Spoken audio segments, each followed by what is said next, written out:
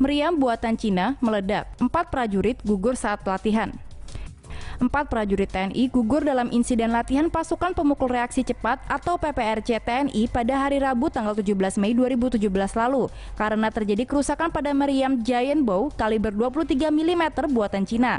Lokasi latihan PPRC TNI Angkatan Darat berada di Tanjung Datuk, Natuna, Kepulauan Riau. Saat latihan tembak PPRC, para prajurit TNI menggunakan meriam Giant Bow kaliber 23 mm produksi Norinco, Tiongkok tersebut. Diketahui melalui Jawa Pos, meriam ini mengalami kerusakan pada pembatas samping elevasinya, sehingga moncong meriam tidak berfungsi dengan baik. Tercatat sekitar pukul 11.21, salah satu meriam yang digunakan untuk latihan tembak mulai mengalami gangguan, sehingga moncong meriam kehilangan kendali dan menembaki pasukan lain yang juga sedang latihan.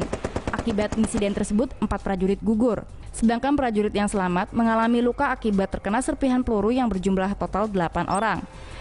Kepala Dinas Penerangan TNI Angkatan Darat, Brigjen TNI Alfred Tueje akan melakukan investigasi atas insiden latihan tersebut. Beliau juga memastikan bahwa puncak latihan PPRC TNI yang rencananya akan dilaksanakan pada hari Jumat tanggal 19 Mei tidak berubah.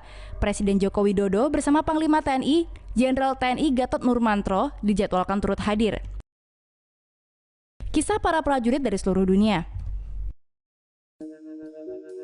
Rambo Rusia terjebak di dekat ISIS memanggil serangan udara pada dirinya sendiri. Sebuah transkrip dari komunikasi terakhir antara tentara Alexander Prokhorenko dan pasukan khusus Rusia telah dirilis. Merinci saat-saat terakhir sebelum ia memanggil kematiannya sendiri. Prokhorenko ditempatkan dekat Palmyr, Suriah, bertugas mengarahkan serangan udara pada target ISIS. Sendirian, ia tiba-tiba menyadari bahwa ia kekurangan amunisi, dikelilingi oleh teroris, dengan tidak ada jalan keluar lagi. Ia mengirim pesan pada komandannya untuk memberitahu situasi yang mengerikan dan menyuruh mendatangkan serangan udara untuk menjatuhkan para militan ISIS. Komandan menolak, menyuruh Prokhorenko untuk menyelamatkan diri sebelum perintah tersebut akan dilaksanakan. Ia memperingatkan bahwa jika mereka melanjutkan dengan pesawat tempur, Prokhorenko tidak akan dapat melarikan diri ledakan bom. Tentara gagah berani mengakui kepeduliannya, tapi bersikeras untuk memulai serangan udara. Mengetahui bagaimanapun dia akan tewas, nasib Alexander Prokhorenko telah ditetapkan. Dalam transmisi terakhirnya, dia berterima kasih kepada komandan. Dia mengatakan dia memiliki istri terbaik di dunia dan melayani bangsa yang dicintainya. Istrinya, Ekaterina, tidak dilaporkan menyadari bahwa suaminya bahkan bertugas di Suriah. Mereka baru menikah selama 18 bulan dan laporan menunjukkan istrinya tengah mengandung anak pertama mereka. Tentara Nigeria keliru mengebom perkemahan pengungsi. Sebuah kamp pengungsi secara keliru dibom oleh Angkatan Udara Nigeria terletak di kota Ran. Militan Boko Haram telah dilaporkan pindah ke daerah tersebut dalam beberapa minggu terakhir dan meningkatkan serangan mereka. Sebagai tanggapan, Angkatan Udara Nigeria memerintahkan serangan, namun dilaporkan diberi koordinat daerah Kalabalge, sebuah distrik yang meliputi kota Ran. Jet tempur kemudian dilaporkan dengan keliru malah menargetkan Ran, bukannya kota Ankara yang berada di dekatnya.